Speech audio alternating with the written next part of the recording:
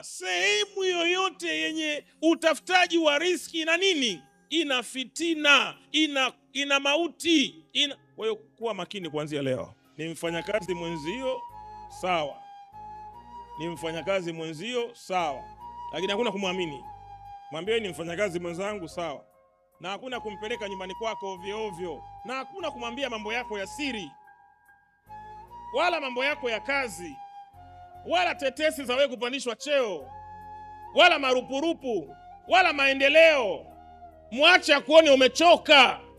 Riski kaka, mtu kazika mtu, riski. Usicheze na njaa. Riski unafanyiwa chochote wewe.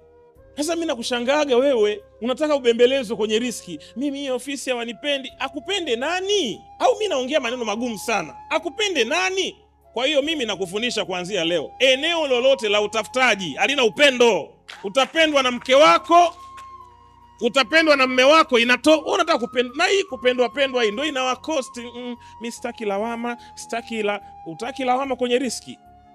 Utaki lawama kwenye utafutaji, utaki lawama kazini, utaki lawama.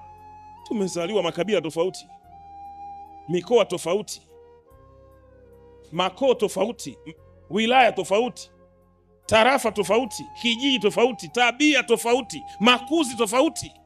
Hako watu wana roho za kurudisha watu nyuma tu kaka. Yaani wao walivyoumbwa tu ni kurudisha watu nyuma. Hawa watu tunao kwenye makazi tunao, maofisini tunao, kwenye biashara tunao. Wako watu wanaitwa kijicho. Yaani kila kitu anaona wivu tu. Hivi wivu tu.